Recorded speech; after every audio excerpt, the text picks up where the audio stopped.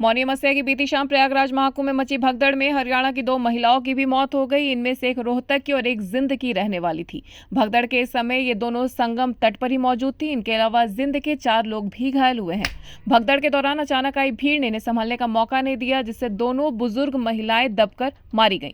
आज इन दोनों के शव इनके गांव लाए जाएंगे। जानकारी के अनुसार रोहतक के सांपला के रहने वाली 2 परिवार मौनी अमावस्या के मौके पर महाकुंभ में डुबकी लगाने गए थे, लेकिन मंगलवार की देर शाम अचानक इन्हीं कारणों से संगम तट के पास भगदड़ मच गई, जिससे कई लोगों की जान चली गई। इनमें सांपला की रहने वाली कृष्णा भी शामिल थी। हालांकि उनके परिवार के अन्य लोग सुरक्षित बच गए। इसके अलावा जिंद के राजपुरा गांव से बुजुर्ग रामपति 26 जनवरी को महाकुंभ गई थी। हादसे में उनकी जान भी चली गई।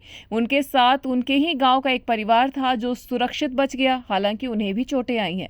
रामपति के घर वालों का कहना है कि उन्हें दिन में ही उनकी मौत की सूचना मिल गई थी। इसके बाद ही मौके पर वे पहुंचे और शव की पहचान की। आज उनका शव गांव लाया जाएगा।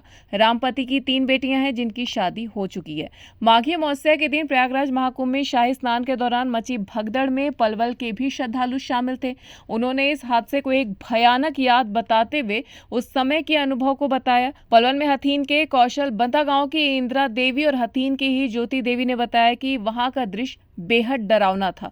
हम किसी तरह से सुरक्षित बच निकले। चारों ओर अफरा तफरी का माहौल था। चीख पुकार मची हुई थी।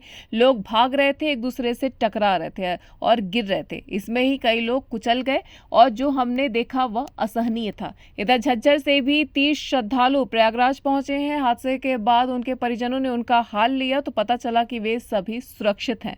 संगम क्षेत्र में डेरा चला रहे आचार्य उपेंद्र कृष्ण ने बताया कि उन्हें यहाँ जगह मिल गई थी।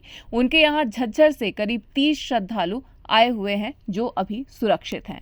News desk anvil live.